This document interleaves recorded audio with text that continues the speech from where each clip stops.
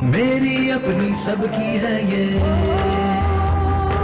मेरी अपनी सबकी है ये, आज ही नहीं कल की है ये, अपने हक अधिकार दिलाती आपकी बातें, आपकी बातें, आपकी बातें, आपकी बातें, हर मुश्किल का हल है सुझाती, जीने की एक राह दिखाती, अंधियारे में राह दिखाती आपकी बातें, आपकी बातें, आपकी बातें, आपकी बातें।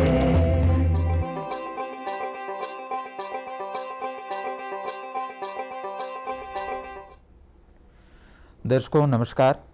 दूरदर्शन छत्तीसगढ़ के सजीव फोन इन कार्यक्रम आपकी बातें में आपका बहुत बहुत स्वागत है। दर्शकों, कार्यक्रम की आज की इस कड़ी में हम बात करेंगे छत्तीसगढ़ राज्य की विद्युत वितरण व्यवस्था जन सामान्य की नज़र में, इस विषय पर बातचीत होगी। और इसके लिए हमारे स्टूडियो में आज हमने आमंत्रित किया है छत्तीसगढ़ राज्य विद्युत वितरण कंपनी लिमिटेड के रायपुर शहर के मुख्य अभियंता श्री R.A. पाठक जी को। पाठक जी, आपका बहुत बहुत स्वागत है।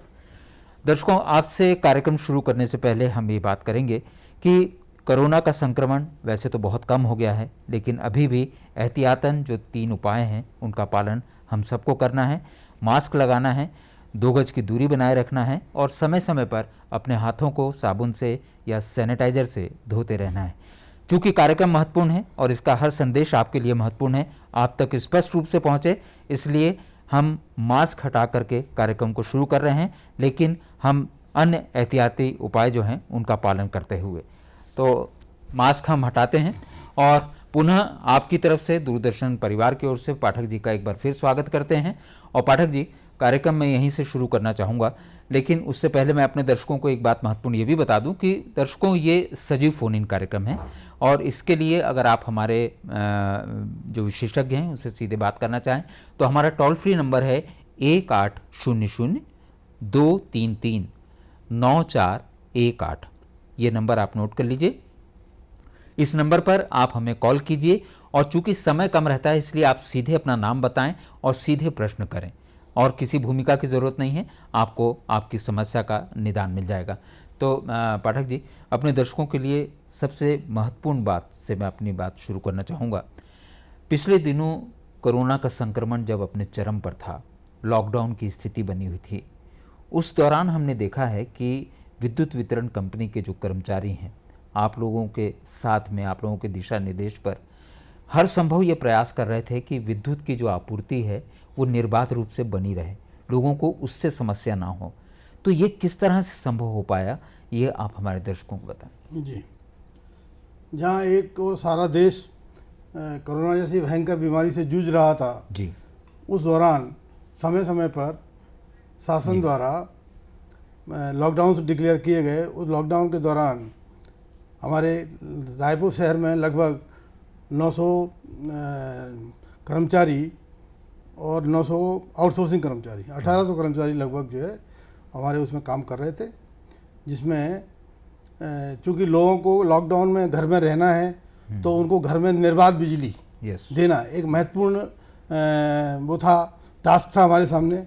उसके लिए हमने उनको, चूँकि उनको लॉकडाउन के नियमों का भी पालन करना था, तो उनको उसी शिफ्टों में बांटकर उनको सैनिटाइज़र और मास्क, ये सभी चीज़ें अलग से उपलब्ध कराकर उनसे काम कराया गया, जिसमें लगभग रायपुर शहर के 3.5 लाख उपभोक्ता हैं हमारे।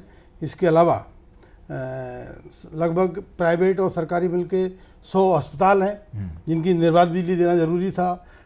कलेक्टर ऑफिस, एडमिनिस्ट्रेशन, पुलिस, जो कोरोना लॉकडाउन की ड्यूटी में जितने भी ऑफिसेस थे, उन सभी ऑफिसों की निर्बाध बिजली देना भी हमारा एक बहुत महत्वपूर्ण टास्क था। बिल्कुल। जिसे हमारे जो कर्मचारी हैं उनने रात दिन लग के पालन किया। इसमें क्या बोलते हैं, कुछ घर ऐसे भी थे जो खुद कंटेनमेंट जोन डिक्लेयर करके उसको सील कर दिए गए थे, वहाँ की बिजली बंद होने के ऐसे प्रकरण आए हमारे सामने। तो हमारे स्टाफ ने हमको कांटेक्ट किया, हमारे अधिकारियों को कांटेक्ट किया, लोकल अधिकारियों को। उन्हें कलेक्टर प्रशासन से बातचीत किया कि साहब वहाँ ऐसा ऐसा है, वहाँ जाना ज़रूरी है, बिना जाने उनके घर तक पहुँचे हम लोग उनकी सप्लाई बंद चालू नहीं कर सकते हैं। और सप्लाई चालू नहीं होगी तो घर में आदमी बिना पंखे के, बिना लाइट के या बिना टीवी और बिना मोबाइल डाटा इसके रह नहीं पाएगा। तो लॉकडाउन के लिए बहुत ज़रूरी है। तो उसमें प्रशासन ने हमारी मदद की, प्रशासन ने विशेष पास दिए, हमारे स्टाफ को अंदर जाने के लिए परमिट किया और अंदर जाके हमारा कर्मचारी अपनी जान पर खेलते हुए उनकी सप्लाई चालू किया। उन लोगों से हाथ जोड़ के कि भाई आप लोग थोड़ा दूर रहेंगे, तो वो पूरा सोशल डिस्टेंसिंग मेंटेन करते हुए उनकी निर्बाध सप्लाई चालू रखी। बिल्कुल सही कहा सर आपने कि इसी वजह से जो विद्युत वितरण कंपनी के जो कर्मचारी हैं, आप लोग हैं, अधिकारी वर्ग हैं, कोरोना वॉरियर्स के रूप में आप लोगों को जो एक सूचीबद्ध किया गया वो बिल्कुल सही था और सही बात है। जिस तरह से चुनौतियों का सामना करके निर्बाध रूप से विद्युत का वितरण जो है वो बनाए रखा, ये बहुत तारीफ़ की बात है, बहुत प्रशंसा की बात है। और चूँकि निर्बाध विद्युत की बात चली है तो मैं आपसे अब ये भी जानना चाहूँगा कि अभी बरसात का मौसम चल रहा है और इसमें आंधी आना और ख़ास तौर से आकाशीय बिजली जब गिरती है तो उस चुनौतीपूर्ण परिस्थितियों में भी विद्युत वितरण कंपनी जो है वो अपने कर्मचारियों और आपके अधिकारियों के निर्देशानुसार जो काम करते हैं, इन चुनौतियों का सामना किस तरह से हो पाता है?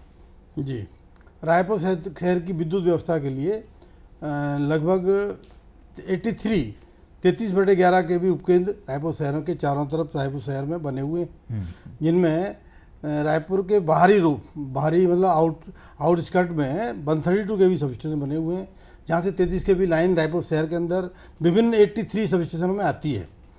वो जब चालू हो रहती है उसके बाद वहाँ से 11 के भी फीडर्स निकलते हैं। फिर गली मोहल्लों में डिस्ट्रीब्यूशन ट्रांसफॉर्मर्स लगे रहते हैं, वो उनको चार्ज करते हैं, उसके बाद अपने घरों में सप्लाई प्रवाहित होती है। क्योंकि अपने 132 के भी सब स्टेशन सभी आउटस्कर्ट में बने हुए हैं, जहाँ पे उनकी उन लाइनों को आते समय बीच में मैदानी क्षेत्र भी पड़ता है, खेत वगैरह पड़ते हैं। जो आउटस्कर्ट होता है वो लाइटिंग के दौरान आउटस्कर्ट में लाइटिंग बहुत ज़्यादा होती हैं और वहाँ लाइटिंग प्रभावित भी होती है, जिसके कारण हमारे खम्भों पे जो ऊपर चीनी मिट्टी के जो इंसुलेटर लगे रहते हैं जी। वो उनको प्रभावित करते हैं और वो पंचर हुआ मीन्स वो सप्लाई बंद हो गई। तो उसको ढूंढना मतलब पोल टू पोल हमारे आदमी एक एक पोल पे जाके ढूंढते हैं, नीचे से टॉर्च मार के ढूंढते हैं, क्योंकि नॉर्मली रात को अंधेरे में जब जाते हैं ना तो नीचे से इंसुलेटर की पोजीशन नहीं दिखता है। उसमें अगर थोड़ा पंचर है तो वो बारीक से उसमें एक स्पॉट आ जाता है, वो दिख जाता है टॉर्च से, लेकिन बहुत ही ज़्यादा बारीक पंचर होने पर वो स्पॉट भी नहीं दिखता है, फिर पोल टू पोल चढ़ना भी पड़ता है। और दूसरा, लाइटिंग जहाँ होती है जिस पॉइंट पे उसके चारों तरफ और भी अगर लाइन है तो वहाँ भी वो प्रभाव डालती है, कम से कम नहीं तो 3-4 पोलों पे वो प्रभाव डालती है। अच्छा, ऐसा कई हमारे देखा गया है लाइटिंग के दौरान कि एक पोल पे अगर हमने चल के लाइटिंग उसको बदल दिया इंसुलेटर को, उसके बाद आसपास में फिर देखा तो 3-4 पोल पे लगातार वो मिलता है। तो उसमें अपने को काफ़ी टाइम लगता है, क्योंकि पोल टू पोल हर लाइन को चेक करना। तो उसके बाद दूसरा, वहाँ से जब 33 के भी सब स्टेशन हमारे जब चालू हो जाते हैं तो 11 के भी लाइन शहरों में पूरे करीब 250 से 275-280 फीडर्स हैं, वहाँ पर लाइनें हैं जो हर शहर में हर कुंडे में जाती हैं। उन लाइनों में चूँकि वो सिटी के अंदर है, वहाँ लाइटिंग बहुत ज़्यादा प्रभावित नहीं करती है, लेकिन वहाँ रायपुर शहर में एक अलग प्रॉब्लम्स है कि जो नगर निगम द्वारा होर्डिंग्स के जो प्रचार के जो बड़े बड़े होर्डिंग्स लगाए जाते हैं, वो कागज़ के मटेरियल के जो होते हैं, प्लास्टिक कोटेड जो होता है, फ्लैक्स जो रहते हैं, वो फ्लैक्स जरा सी भी आंधी में क्या फट के हमारी लाइनों में वो लिपट जाते हैं। तो वो लाइन डेड शॉर्ट हो जाता है और लाइन चालू नहीं हो सकता जब तक उसको निकालेंगे नहीं। और निकालने के लिए क्या है कि वो खंभे, दोनों खंभों के बीचों बीच जाता है, जहाँ पे एक आदमी पहुँच भी नहीं पाता है। इस खंभे पे आदमी चढ़ेगा, इस खंभे पे चढ़ेगा, लेकिन बीचों बीच हाँ। तो उसके लिए फिर हम लोगों ने अपने मैनेजमेंट से बात करके रायपुर शहर के लिए एक स्काई लिफ्ट गाड़ी की व्यवस्था की है, किराए पे लिए हम लोग। तो वो गाड़ी पे क्या आदमी बैठ जाता है तो वो उसी पॉइंट पे चढ़ा, वो हाइड्रोलिक ऊपर करके वो निकाल, उससे बहुत जल्दी हमारी जो है लाइनें चालू होने लगी हैं। और इसके बाद फिर हम लोग जो है इंडिविजुअल कंप्लेंट करते हैं। तो इसमें इंडिविजुअल कंप्लेंट में थोड़ा टाइम लग जाता है, लेकिन हमारा जो छत्तीसगढ़ राज्य नियामक आयोग है, जो विद्युत का कमीशन है, रेगुलेटरी कमीशन है, उसने जो गाइडलाइंस दी हुई हैं उसके अंदर ही, उसकी समयावधि के अंदर ही हमारी सभी सप्लाई नॉर्मल हो जाती है, चालू हो जाती सर, आपने दोनों परिस्थितियों की बात की, कोरोना के समय भी और ये जो चुनौतीपूर्ण परिस्थितियां हैं, आंधी आ रही है, बिजली चमक रही है, धुआंधार पानी गिर रहा है, उसमें भी जाकर के विद्युत वितरण कंपनी के कर्मचारी जो हैं कंप्लेंट्स को अटेंड करते हैं। अब यहाँ पर एक बात ये आती है कि विद्युत वितरण जो कंपनी है उसके कर्मचारी तो काम कर रहे हैं, लेकिन एक उपभोक्ता रात के 2 बजे अगर लाइट चली गई तो वो कहाँ पर कंप्लेंट करे? इसके लिए क्या कोई टोल फ्री नंबर वगैरह है तो आप बताएं। जी हाँ, जी हाँ। रायपुर शहर का 1912, कृपया नोट करें, 1912 एक टोल फ्री नंबर है जो कभी भी इंगेज नहीं मिलता है, क्योंकि इसके 21 लाइन हमारे पास उपलब्ध हैं। 20 ऑपरेटर्स हमारे उसमें बैठते हैं, सेंट्रल ऑपरेटर है वो। पूरे छत्तीसगढ़ के लिए ये नंबर है, पूरे छत्तीसगढ़ में कहीं से भी आप इस पर कॉल करेंगे तो आपका जो बिजली बिल से लिंक नंबर है उसके द्वारा आपका एड्रेस वगैरह सब हमारे यहाँ स्क्रीन पे फ्लैश ओवर हो जाता है और वो अटेंड हो जाता है। सेकंडली हमारे पास एक बिजली ऐप आया है, मोर बिजली ऐप है, जिसका 6 महीने पहले सीएम मध्य प्रदेश के मुख्यमंत्री जी द्वारा उसको लोकार्पण किया गया था। वो ऐप बहुत अच्छा ऐप है। मैं सभी दर्शकों से ये निवेदन करूंगा कि उस ऐप को जरूर प्ले स्टोर में जाके डाउनलोड करें। उसमें लगभग 21 सुविधाएं हैं। आपका नया कनेक्शन, लोड बढ़ाने का सुविधा, बिजली बिल पटाने की सुविधा, पिछले लास्ट 6 महीने के बिल देखने की सुविधा, आपका कौन से महीने में कितना बिल पेमेंट किया था उस पेमेंट की सुविधा। इसमें लगभग 21 सुविधाएं हैं जिनको आप एट ए टाइम कभी भी देख सकते हैं। मोर बिजली ऐप मैं चाहूँगा कि हमारे छत्तीसगढ़ के सभी निवासी इसको जरूर इसको डाउनलोड करें। बिल्कुल सही बहुत कहा काम आपने। की चीज़ है। तो दर्शकों, बहुत महत्वपूर्ण बात जो पाठक जी ने अभी बताई है, आप उसे बिल्कुल अपने जहन में बैठा लीजिए, अपने मोबाइल्स में मोर बिजली ऐप को डाउनलोड कर लीजिए, क्योंकि आपको यहाँ वहाँ भाग करके जाने की ज़रूरत नहीं पड़ेगी। अब टेक्नोलॉजी के साथ में विद्युत मंडल जो है वो भी अपने आप को अपडेट करते जा रहा है। 1912 टोल फ्री नंबर है, उसमें आप कभी भी फ़ोन करिए और आप उन्हें अपनी कंप्लेंट नोट करा सकते हैं। और मोर बिजली ऐप में 21 तरह की सुविधाएं हैं जो आपको घर बैठे मिल सकती हैं। तो ये दोनों बहुत महत्वपूर्ण बातें हैं, आप इनको अपने जीवन में उतार लीजिए, आपको बहुत सारी परेशानियों से निजात मिल जाएगी। पाठक साहब, बहुत अच्छी जानकारी दी आपने। चलिए अब मैं आगे बढ़ता हूँ और मैं ये जानने की कोशिश करना चाहूँगा आपसे, क्योंकि आमतौर पर हमने ये देखा है कि अच्छे खासे जो लोग हैं वो भी ये नहीं समझ पाते कि सिंगल फेस और 3 फेस कनेक्शन में क्या फ़र्क है। जी। तो इस बारे में थोड़ा सा आप स्पष्ट करें, फिर मैं आगे अपनी बात को रखूँगा। नॉर्मली एलटी लाइन जो अपने घरेलू घर में जो लाइन आती है वो एलटी लाइन है। खंबे से सर्विस लाइन आती है। सर्विस लाइन में 2 तार होते हैं, एक फेस एक न्यूट्रल। तो ये सिंगल फेज हो, एक फेस से एक न्यूट्रल है, सिंगल फेज होता है। जब 3 फेज लाइन लेते हैं अपन तो खंबे से 4 तार आते हैं, उसमें 3 फेस होते हैं और एक न्यूट्रल होता है। और चूँकि अभी तक जो है छत्तीसगढ़ शासन में 3 किलोवाट तक का हम लोग सिंगल फेस कनेक्शन देते थे। 3 किलोवाट से अधिक अगर आपके घर में विद्युत भार है तो उसके लिए हम लोग 3 फेस कनेक्शन देते थे। लेकिन अभी हाल ही में छत्तीसगढ़ राज्य विद्युत वितरण कंपनी की पहल पर छत्तीसगढ़ नियामक आयोग द्वारा, विद्युत नियामक आयोग द्वारा उसमें सुविधा दी गई है कि 5 किलोवाट तक को आपको सिंगल फेस कनेक्शन दिया जाएगा। 5 किलोवाट से ऊपर होने पर ही आपको 3 फेस कंपलसरी हो जाएगा जी। क्योंकि हमारा जो सिंगल फेस मीटर की जो हमारे यहाँ खरीदी है, जो हमारे यहाँ नॉर्मली हम लोग खरीद के लगाते हैं, वो 30 एम्पियर तक का होता है। 5 से 30 एम्पियर, 30 एम्पियर मीन्स लगभग हम 5 से ज़्यादा किलोवाट तक लोड में ले सकते हैं। लेकिन अगर वो 6 से ऊपर जाएगा, 5 साढ़े 5 से ऊपर जाएगा तो देन वो मीटर जो है ओवरलोड होके जल सकता है, कुछ भी हो सकता है। इसलिए मेरे दर्शकों से ये निवेदन है कि 5 किलोवाट से अगर 1 वाट भी अगर आपका ऊपर लोड है घर में, 3 फेस कनेक्शन, तो देन 3 फेस तुरंत कराएं। और 3 फेस में और भी बहुत सारी सुविधाएं हैं। पाठक जी, सिंगल फेस और 3 फेस के ऊपर और कुछ और महत्वपूर्ण बातें हैं वो हम आपसे करेंगे, लेकिन यहाँ पर एक छोटा सा विराम ले लेते हैं। दर्शकों, एक छोटा सा विराम ले रहे हैं और उसके बाद हम पुनः हाजिर होते हैं और आपसे इस चर्चा को आगे बढ़ाएंगे।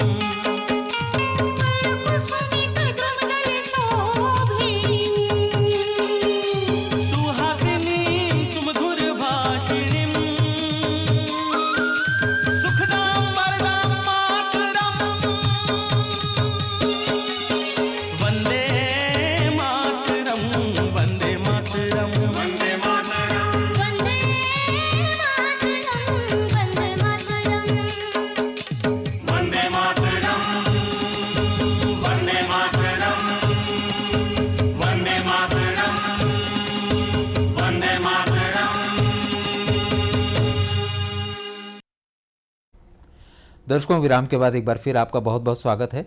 और विराम पर जाने से पहले हम बात कर रहे थे सिंगल फेस और 3 फेस मीटर के बारे में, कनेक्शन के बारे में पाठक जी से, और उन्होंने बहुत महत्वपूर्ण बात बताई थी कि अगर 5 उससे ज़्यादा है, किलोवाट तक है तो सिंगल फेस है, अदरवाइज उसके बाद आप 3 फेस ले सकते हैं।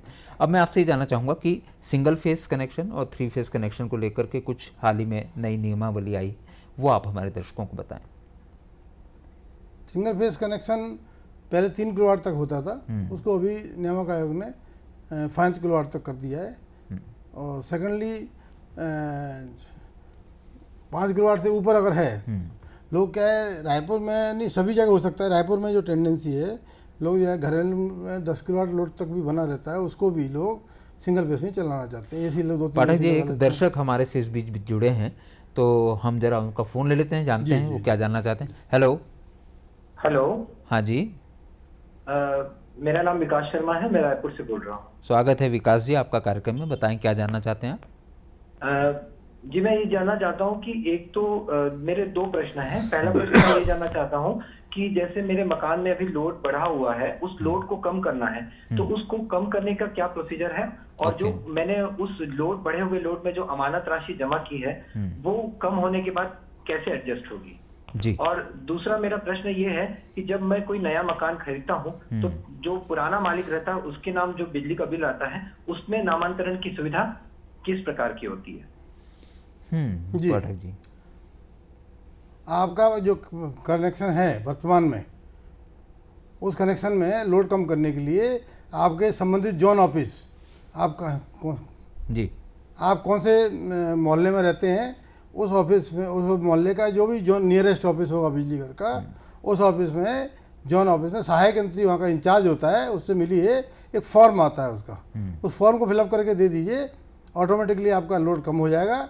प्लस जो आपकी सिक्योरिटी जमा है उसमें, उसको जो अगले 3 महीने के जो बिल आएंगे, उसमें वो सिक्योरिटी बिलों में एडजस्ट होगी जी। अगर 3 महीने के बिल में एडजस्ट होने के बाद भी सिक्योरिटी अगर आपका बच जाता है, तो वो जो है नगद में रिफंड होगा। और पाठक जी, इन्होंने एक बात ये भी पूछी कि मान लीजिए कोई इन्होंने मकान लिया है, तो उसमें बिल जो है वो पुराने उससे आ रहा है, उसमें अपना नामांतरण कराने के लिए क्या? उसके लिए आपका एक, सबसे पहले तो आपको मकान जो है आपने जो खरीदा है, उसका नगर निगम में नामांतरण कराना पड़ेगा आपको। नगर निगम में नामांतरण, जो आपके नाम से एक टैक्स का रसीद कट जाएगा नगर निगम का, तो मतलब आपके नाम से उसका नामांतरण हो चुका है। उस रसीद और रजिस्ट्री की कॉपी आप अटेंडेंस जमा करेंगे अपने जोन ऑफिस में, साथ में अपना एक बिजली का बिल वो जमा कर देंगे, तो नाम आपका उसमें मेरे ख्याल से LT कनेक्शन में 200 रुपये नाम ट्रांसफ़र का फ़ीस है उसका, वो फीस जमा करते ही आपका नाम ट्रांसफ़र हो जाएगा जी। तो विकास जी, आपकी समस्या का समाधान कर दिया है पाठक जी ने। आप इन दोनों चीज़ों को अपनाएं और अपनी जो जहां आप अटक रहे हैं वो आप उससे बाहर आ सकते हैं। पाठक जी, मैं अब आपसे ये जानना चाहूँगा कि चाहे रिहायशी हो या कमर्शियल हो, आजकल हम ये देख रहे हैं कि जो मल्टी कॉम्प्लेक्स बन रहे हैं या कॉलोनीज़ बन रही हैं, वहाँ पर अलग से ट्रांसफार्मर लगाए जा रहे हैं, है ना? तो इसका क्या प्रोसीजर है और इसका क्या लाभ उपभोक्ताओं को मिलता है? इसको अपन नियामक आयोग द्वारा सभी multi consumer complexes plus colonies, नई नई कॉलोनियाँ जो बनती हैं, उसके लिए कुछ गाइडलाइंस जारी किए हैं। उसमें किसी भी कॉम्प्लेक्स में यदि असेस लोड, उसमें असेसमेंट का एक फार्मूला दिया है कि आपकी घर का 1000 स्क्वायर फीट है, तो 2.5 नगर निगम क्षेत्र में 250 स्क्वायर फीट का एक प्लॉट माना है उसको। अगर आपका 1000 स्क्वायर फीट का मकान है, तो आपको 4 किलोवाट का लोड माना जाएगा। इस तरह से टोटल कॉम्प्लेक्स का लोड अगर 50 किलोवाट से ऊपर है, तो आपको जो है उसका इलेक्ट्रिफिकेशन के लिए ट्रांसफार्मर लगाना कंपलसरी है। उस ट्रांसफार्मर का कॉस्ट जो है बिल्डर को भरना पड़ेगा। 50 किलोवाट से अगर नीचे है, देन ओनली विद्युत मंडल उसका पूरा खर्चा उठाता है। और 50 किलोवाट से जितना भी ऊपर होगा, फिर ट्रांसफार्मर कितने का लगना है, क्या लगना है, और वो ट्रांसफार्मर जो लगेगा वो उस बिल्डर की जगह में ही लगेगा। जो इस कॉम्प्लेक्स है, कॉम्प्लेक्स के बाहर जो भी बिल्डर का और हमारे लोकल इंजीनियर की सहमति से जो सेंटर बनेगा, जहाँ लोड सेंटर माना जाएगा, वहाँ पे वो ट्रांसफार्मर स्थापित किया जाएगा। जी, तो ये अच्छी बात आपने बताई कि जिस तरह से अलग, और इसमें मैंने ये भी देखा है कि आमतौर पर जो हॉस्पिटल्स हैं, हॉस्पिटल्स के बाहर भी ट्रांसफार्मर लगे हुए हैं। एक महत्वपूर्ण बात मैं आपसे ये भी जानना चाहूँगा जी। कि मान लीजिए पूरे शहर की बिजली चली गई, जी।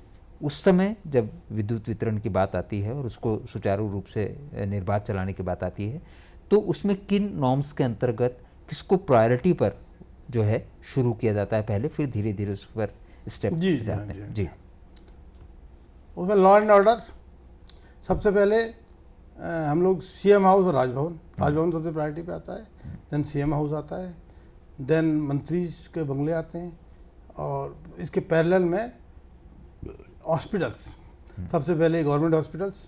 जैसे अभी कोरोना के दौरान तो हमारी सबसे टॉप प्रायोरिटी हॉस्पिटल्स ही थे, क्योंकि हॉस्पिटल और क्वारंटाइन सेंटर्स जहाँ पे मरीज थे वो सबसे टॉप प्रायोरिटी में रहे।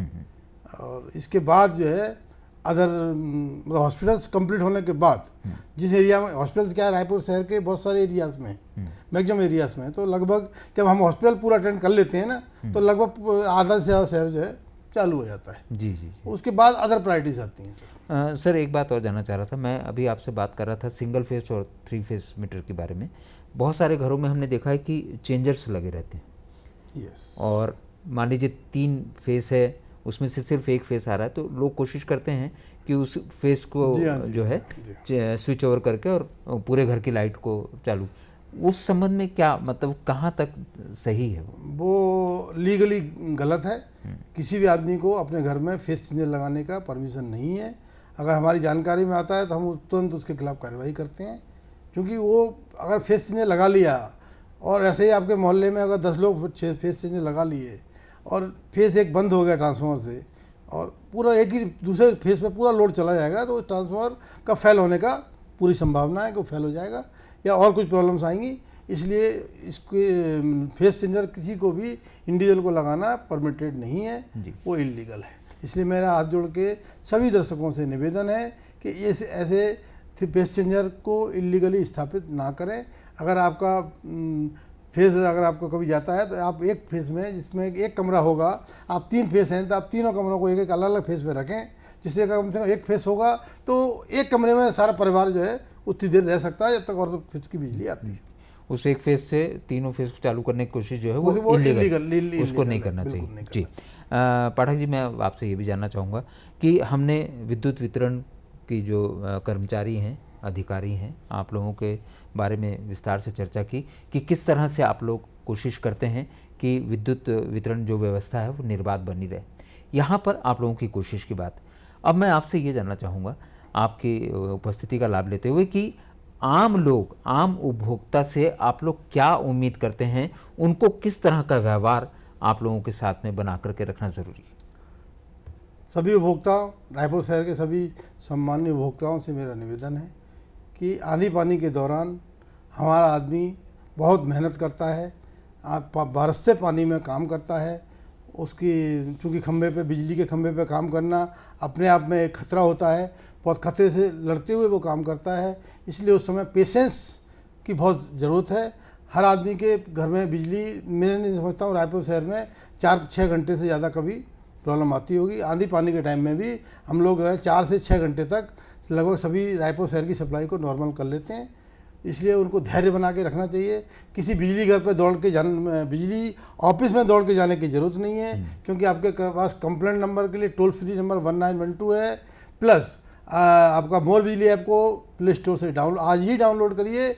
उस ऐप के थ्रू आप कहीं की भी, पूरे छत्तीसगढ़ की कहीं की भी कंप्लेंट, या कहीं आग लग रहा है तो उसका फ़ोटो, या कुछ खतरनाक कोई तार वार टूट कर गिर गया इससे कि एक्सीडेंट का खतरा हो सकता है, उसकी फ़ोटो भी भेज सकते हैं, जिसकी पे तुरंत जो है आपका हमारा सेंट्रल कॉल सेंटर है, वहाँ से तुरंत उस संबंधित अधिकारी को फ़ोन जाएगा और बहुत इमीडिएटली वो जो है अटेंड होता है। इसलिए मेरा आज सभी सी उपभोक्ताओं से मेरा निवेदन है कि वो ऐसे कार्य, आंधी पानी या विषम परिस्थितियों के दौरान धैर्य बनाए रखें तथा अपने घर पर ही रहकर हमारे कर्मचारियों को कार्य करने में सहयोग करें। जी, तो दर्शकों, बहुत अच्छी बातें पाठक जी ने आज बताई हैं और हमें कोशिश करनी चाहिए कि जिस तरह से विद्युत वितरण कंपनी के कर्मचारी, अधिकारी लगातार ये कोशिश करते हैं कि चाहे आंधी आए, तूफान आए, कोरोना का काल हो, चाहे कुछ भी हो, लेकिन आपके घरों तक विद्युत की व्यवस्था सुचारू रूप से बनी रहे ताकि आपको उसकी परेशानी न झेलनी पड़े। तो हमारा भी फ़र्ज़ बनता है हम भी पूरी तरह से इनके साथ में सहयोग बना करके रखें। पाठक जी, आपने यहाँ आकर के हमारे दर्शकों को बहुत महत्वपूर्ण जानकारियाँ दी हैं, आपका बहुत बहुत धन्यवाद। धन्यवाद। और दर्शकों, आपसे बस यही कहना चाहेंगे कि कार्यक्रम की अगली कड़ी में फिर मिलेंगे, एक महत्वपूर्ण विषय को लेकर आपसे करेंगे आपकी बात। तब तक के लिए नमस्कार।